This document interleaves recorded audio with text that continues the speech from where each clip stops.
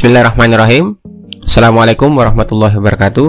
Halo rekan-rekan semua, kembali lagi dengan channel Sonogi. Baik, di kesempatan kali ini kami kembali akan berbagi informasi dan juga membahas terkait dengan untuk seleksi CSN, terkhusus untuk tenaga honorer, karena ini tentunya berkaitan dengan pendataan tenaga non-ASN yang sekarang sedang berlangsung berdasarkan surat edaran Menpan RB. Dan juga di video kali ini khusus kami juga akan menjawab beberapa pertanyaan dari rekan-rekan semua yang tidak sempat kami jawab di kolom komentar video yang sudah kami upload. Nah, di sini kita akan juga membahas terkait dengan beberapa pertanyaan yang sudah kami ambil untuk kita bahas, teman-teman. Oleh karena itu, silakan simak videonya sampai selesai untuk mendapatkan informasi selengkapnya. Namun seperti biasa, kami ingatkan kembali, bagi rekan-rekan yang baru pertama kali menemukan channel ini, jangan lupa untuk tekan tombol subscribe-nya dan aktifkan lonceng notifikasinya agar kami mengupdate informasi-informasi terbaru rekan-rekan yang pertama kali mendapatkan notifikasinya. Baik, Bapak Ibu, langsung saja terkait dengan pembahasan kita di sini sesuai dengan judul video Bapak Ibu ya. Pertama kali kita akan sampaikan terlebih dahulu mengenai syarat ya, syarat honorer, yaitu dapat diikutsertakan atau diberikan kesempatan mengikuti seleksi calon PNS dan P3K. Yang tentunya informasi ini pastinya rekan-rekan sebagian besar sudah mengetahui. Namun di sini kami kembali membahas karena ada juga rekan-rekan kita yang bertanya mengenai yang masih ragu terkait dengan syarat-syarat yang dijelaskan ataupun terdapat di dalam surat edaran Menpan RB pada tanggal 22 Juli kemarin, Bapak Ibu. Nah, di sini untuk syarat honorer dapat diikutsertakan atau diberikan kesempatan mengikuti seleksi calon PNS dan P3K yang nantinya tentunya akan didata terlebih dahulu, Bapak Ibu. Yang pastinya yang masuk dalam pendataan tersebut itu ada kriteria atau syarat yang disampaikan oleh pemerintah melalui Kemenpan RB, yang tentunya nanti ini akan dijadikan sebagai database yang akan dihimpun oleh BKN.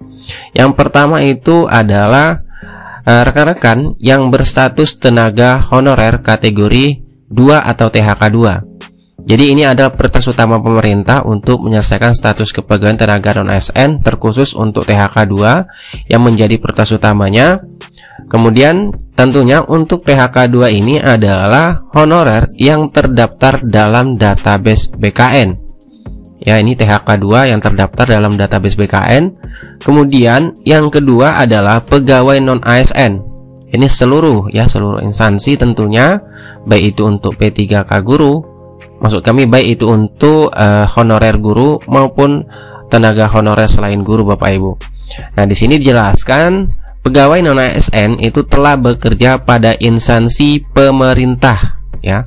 Jadi ini sekali lagi penekanannya adalah pegawai non-ASN yang telah bekerja pada instansi pemerintah, Bapak Ibu, yang masuk ke dalam syarat ataupun untuk pendataan honorer di tahun 2022 agar bisa diikutsertakan atau diberikan kesempatan mengikuti seleksi calon PNS dan P3K. Kemudian yang kedua adalah mendapatkan honorarium dengan mekanisme pembayaran langsung yang berasal dari APBN. Nah, di sini diperjelas yaitu APBN sumber gajinya ya, Bapak Ibu, pegawai non-ASN tersebut untuk instansi pusat kalau APBN, kemudian APBD untuk instansi daerah ya. Jadi APBD untuk instansi daerah dan bukan melalui mekanisme pengadaan barang dan jasa baik individu maupun pihak ketiga, Bapak Ibu. Ya, sini cukup jelas Bapak Ibu terkait dengan syarat yang disampaikan dalam surat edaran tersebut, bahwasanya honorer yang masuk ke dalam kriteria ataupun untuk memenuhi syarat untuk diikutsertakan atau diberikan kesempatan mengikuti seleksi calon PNS dan P3K adalah pegawai honorer yang sumber gajinya atau mendapatkan honorarium itu dari APBN dan APBD, Bapak Ibu. Nah, kemudian yang ketiga adalah diangkat paling rendah oleh pimpinan unit kerja bagi tenaga honorer tersebut untuk masuk ke dalam syarat ini. Dan yang keempat adalah telah bekerja paling singkat 1 tahun. Jadi di sini masa kerja yang diperhitungkan itu paling singkat 1 tahun pada tanggal 31 Desember 2021, Bapak Ibu. Nah, jadi ini menjadi syarat ya, syarat yang diperhitungkan nantinya bagi honorer itu dapat diikutsertakan atau diberikan kesempatan mengikuti seleksi calon PNS P3K yang dijelaskan dalam surat Menpan RB, yaitu telah bekerja paling singkat 1 tahun pada tanggal 31 Desember 2021. Nah, kemudian untuk syarat yang kelima adalah usia. Nah, berkaitan dengan usia di sini dijelaskan yaitu berusia paling rendah 20 tahun dan paling tinggi di sini jelaskan yaitu 56 tahun pada 31 Desember 2021 Bapak Ibu. Jadi ini berkaitan dengan usia yang dipatoknya itu 20 paling rendah dan paling tinggi 56 pada 31 Desember 2021. Nah, berkaitan dengan usia bagi rekan-rekan yang bisa mengikuti seleksi CSN terkhusus untuk P3K ya Bapak Ibu. Karena kalau kita ketahui untuk PNS itu batasnya 35, sedangkan untuk P3K itu dijelaskan di dalam Peraturan Pemerintah Republik Indonesia Nomor 49 Tahun 2018 tentang manajemen pegawai pemerintah dengan perjanjian kerja Bapak Ibu. Di situ dijelaskan di dalam pasal 16 untuk syarat usia bagi setiap warga negara Indonesia itu mempunyai kesempatan yang sama untuk melamar menjadi P3K untuk jabatan fungsional, yaitu dengan memenuhi persyaratan. Yang pertama di sini sebenarnya banyak Bapak Ibu persyaratannya, namun di sini kami ambil yang hanya usia untuk berkaitan dengan penjelasan poin yang ini Bapak Ibu, yaitu usia paling rendah 20 tahun dan paling tinggi 1 tahun sebelum batas usia tertentu pada jabatan yang akan dilamar sesuai dengan ketentuan peraturan perundang-undangan. Jadi di sini pemerintah itu mensyaratkan, di sini jelas tertulis yaitu paling tinggi 56 tahun pada 31 Desember 2021. Nah, itu Bapak Ibu berkaitan dengan usia ya yang dipersyaratkan di dalam surat edaran Menpan RB untuk pendataan tenaga honorer tersebut. Nah, tentunya untuk mengenai formatnya sudah kami sampaikan di video sebelumnya. Itu ada contoh format nanti sebagai untuk database bagi rekan-rekan tenaga honor nanti. Nah, kalau kita perhatikan di contoh format tersebut Bapak Ibu ya, situ mengenai yang siapa saja yang akan didata, di situ tertulis ya seperti di sini ada pengadministrasi umum, tata usaha, kemudian guru, di sini juga ada tata usaha dan lain sebagainya. Dan kemudian juga unit pekerjaan yang ditempatkan, kemudian instansi bisa Bapak Ibu lihat semuanya di sini. Dan juga di sini mengenai dokumen, tentunya ini berkaitan dengan SK pengangkatan ya. Di sini diwajibkan ya, setiap baris wajib untuk dipersiapkan dokumen SK pengangkatan paling rendah oleh pimpinan unit kerja, dan juga setiap baris persiapkan dokumen bukti pembayaran honorarium yang mekanisme pembayarannya langsung berasal dari APBN untuk pusat dan APBD untuk daerah Bapak Ibu. Nah, kemudian juga di tampilan selanjutnya itu untuk format mengenai daftar nama tenaga non ASN. Di situ tertulis juga mengenai ijazah ya untuk pendidikan terakhir ya, nama sekolah. Nah, di sini juga didata Bapak Ibu bagi yang lulusan SMK ataupun SMA dan sederajat Bapak Ibu ya. Di sini juga terdata yang tentunya memenuhi syarat yang 5 tadi Bapak Ibu kita sampaikan. Mungkin ijazah Bapak Ibu itu SMA namun sudah honorer, kemudian juga sumber gajinya itu berasal dari APBN ataupun dari APBD Bapak Ibu. Nah, di sini sudah ada contohnya di sini karena di sini ada tertulis SMK. Kemudian di sini ada jabatan, unit kerjanya, ya sini contohnya Dinas Lingkungan Hidup. Kemudian juga ada SMP atau sekolah. Nah, kemudian di sini juga tertulis setiap data itu wajib disiapkan dokumen berupa ijazah pendidikan terakhirnya Bapak Ibu. Jadi harus dipersiapkan juga bagi rekan-rekan sekalian untuk dalam pendataan nantinya. Nah, kemudian yang terpenting juga Bapak Ibu berkaitan dengan pendataan honorer instansi pusat dan daerah ini penting sekali karena nantinya akan dijadikan sebagai database untuk pendataan pegawai non ASN ini dimasukkan melakukan untuk PPK ya. Maksudnya di sini setiap instansi nanti diwajibkan untuk melakukan pemetaan ya, untuk tentunya adalah pemerintah agar bisa mengetahui berapa jumlah pegawai non ASN di lingkungan instansi pemerintah pusat maupun pemerintah daerah. Nah, tentunya nanti bagi daerah ataupun instansi yang tidak menyampaikan data pegawai non ASN itu nanti akan dianggap tidak memiliki tenaga non ASN ya Bapak Ibu. Ini jelaskan di sini di 5D, yaitu bagi pejabat pembina kepegawaian tidak menyampaikan data pegawai non ASN sebagaimana yang dijelaskan pada ABC di sini. Bapak Ibu bisa dilihat, dibaca, itu dianggap dan dinyatakan tidak memiliki tenaga non ASN. Jadi kami harapkan Bapak Ibu juga aktif ya, aktif mencari informasi ataupun bertanya ke instansinya masing-masing atau ke unit kerjanya apakah ada pendataan tenaga honorer, karena surat edaran secara resmi sudah dikeluarkan oleh pemerintah perihal pendataan honorer tersebut, terlebih khusus bagi rekan-rekan ataupun Bapak Ibu yang memenuhi 5 kriteria yang kami sebutkan tadi. Nah, di sini kita kembali ke pertanyaan bagi rekan-rekan yang bertanya yang tidak dapat kami jawab Bapak Ibu. Seperti di sini ya, ada rekan kita yang bertanya, kalau gajinya dari bos, ini untuk guru berarti, gimana tuh Min? Apakah kami masuk pendataan juga? Mohon penjelasannya. Nah, di sini berkaitan dengan sumber gaji untuk guru yang dari bos yang sudah kita ketahui tadi, bahwasanya untuk penggajian itu sumbernya dari APBN ataupun dari APBD. Namun untuk guru Bapak Ibu yang perlu diketahui, untuk pengadaan P3K di tahun 2022 itu pemerintah melalui Kemenpan RB sudah mengeluarkan aturan ataupun regulasinya. Jadi untuk rekrutmen guru di tahun 2022 itu sudah jelas aturannya, yang sudah dijelaskan semua di dalam Permenpan RB nomor 20 tahun 2022. Namun pastinya untuk pendataan ini semuanya menyasar untuk seluruh tenaga non ASN Bapak Ibu, baik itu guru maupun non guru. Nah, kemudian pertanyaan selanjutnya, tendik apa nggak didata Pak? Nah, berdasarkan di sini kami mengambil contoh Bapak Ibu ya. Nah, tentunya tadi yang sudah kami sampaikan juga, syarat-syarat tenaga non ASN data itu tentunya adalah tenaga non ASN bekerja di instansi pemerintah.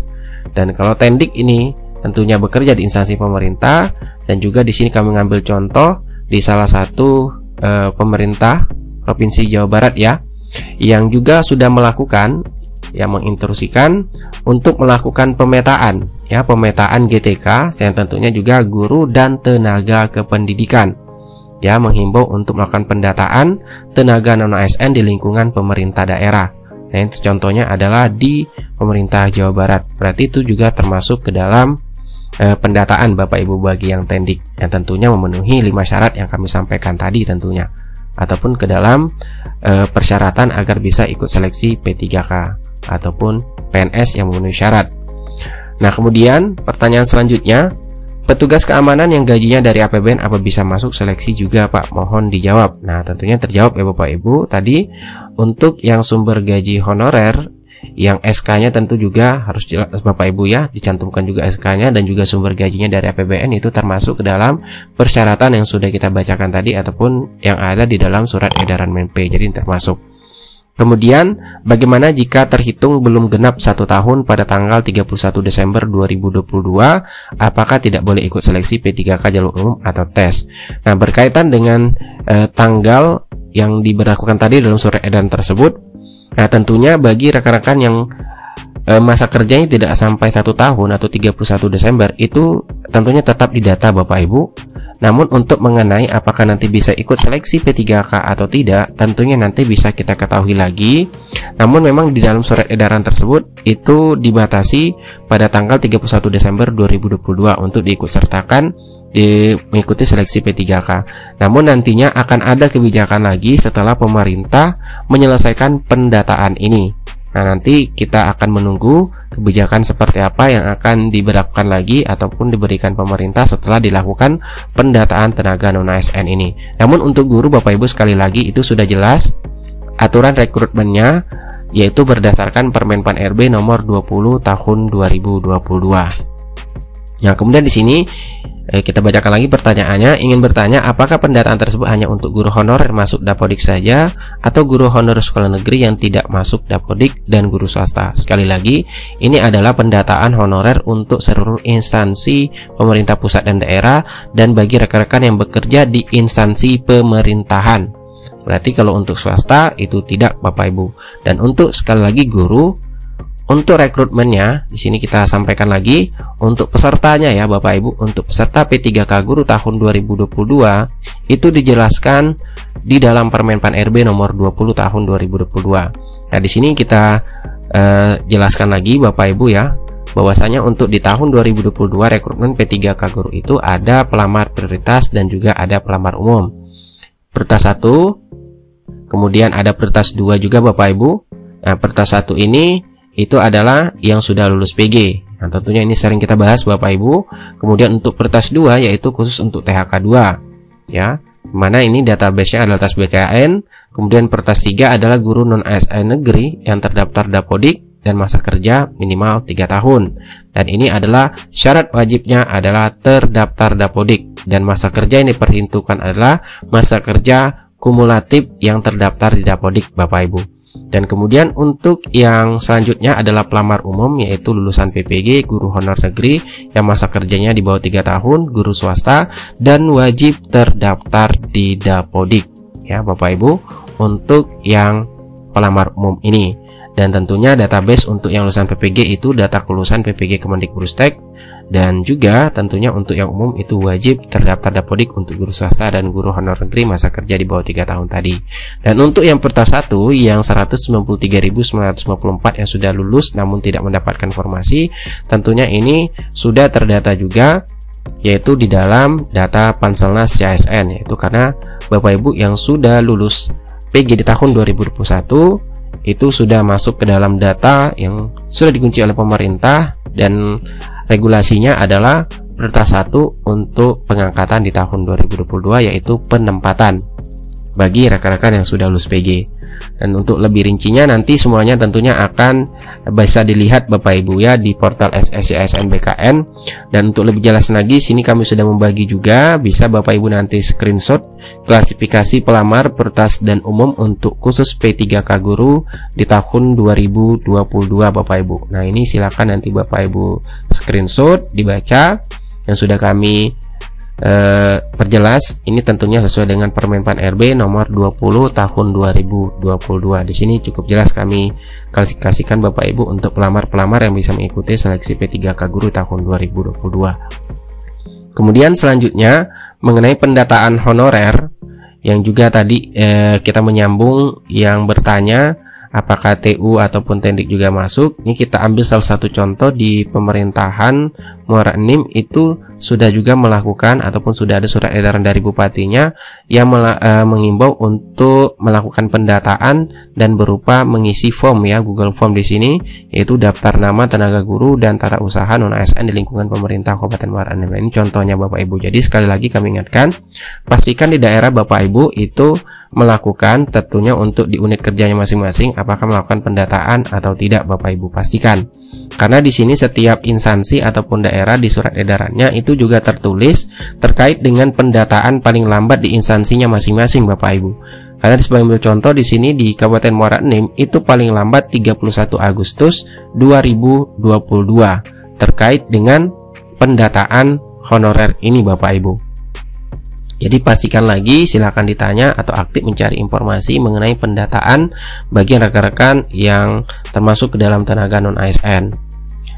Nah kemudian juga di sini contoh yang lainnya di pemerintah Kabupaten Kutai Negara yang juga memberikan batas waktu untuk pendataan ini Bapak Ibu, yaitu paling cepat itu 31 Agustus 2022. Jadi ini setiap instansi itu tentunya mempercepat terkait dengan pendataan honor ini karena batas dari pemerintah pusat diberikan adalah 30 September 2022. Jadi sekali lagi kami ingatkan kepada rekan-rekan semua untuk aktif ya mencari informasi-informasi terkait dengan pendataan honorer ini agar rekan-rekan memastikan dirinya masuk ke dalam database untuk tenaga honorer di tahun 2022 yang dijadikan sebagai dasar ataupun pemerintah untuk mengambil kebijakan mengenai status kepegawaian rekan-rekan tenaga non ASN sekalian agar bisa diikutsertakan mengikuti seleksi CPNS maupun P3K Bapak Ibu. Kemudian sebagai informasi tambahan juga bagaimana dengan mekanisme rekrutmen yang P3K non guru. Nah, di sini bisa kita ambil contoh berdasarkan Kemenpan RB nomor 981 tahun 2021 Bapak Ibu. Nanti Kemenpan RB ini akan kami juga sematkan di deskripsi video, silakan di-download untuk membaca secara lengkap, dimana dalam Kemenpan RB tersebut itu juga menjelaskan tentang ya persyaratan, sertifikasi dan seleksi kompetensi teknis tambahan untuk melamar pada jabatan fungsional dalam pengadaan pegawai pemerintah dengan perjanjian kerja. Ini tahun anggaran 2021 Bapak Ibu. Namun di sini lampirannya bisa kita jadikan sebagai referensi bagi rekan-rekan yang akan mengikuti seleksi P3K di tahun 2022 ataupun di tahun 2023 nanti, karena di sini cukup jelas penjelasannya terkait dengan persyaratan-persyaratan terkhusus mengenai daftar jenis jabatan fungsional yang memerlukan persyaratan tambahan seperti sertifikat kompetensi sebagai tambahan nilai dan seleksi kompetensi teknis tambahan. Nah, ini untuk tahun 2021 Bapak Ibu, silakan dibaca untuk sebagai referensi bagi rekan-rekan tenaga honorer yang selain untuk P3K guru Bapak Ibu ya. Ini termasuk untuk P3K non guru. Seperti di sini ada penerjemah, kemudian sertifikatnya, kemudian juga dosen ya, di sini tidak ada, kemudian pembina jasa konstruksi, sertifikat keahliannya, kemudian pekerja sosial, penyuluh sosial, pustakawan, pengelola pengadaan barang dan jasa dan lain sebagainya. Bapak Ibu bisa baca nanti di sini. Dan untuk mekanisme regulasi rekrutmen P3K jabatan fungsional di tahun 2021, Bapak Ibu juga bisa sebenarnya membaca di Permenpan RB nomor 29 ya, nomor 29 tahun 2021. Nanti juga kami sematkan di deskripsi video, filenya silahkan di-download untuk lebih jelasnya lagi Bapak Ibu baca.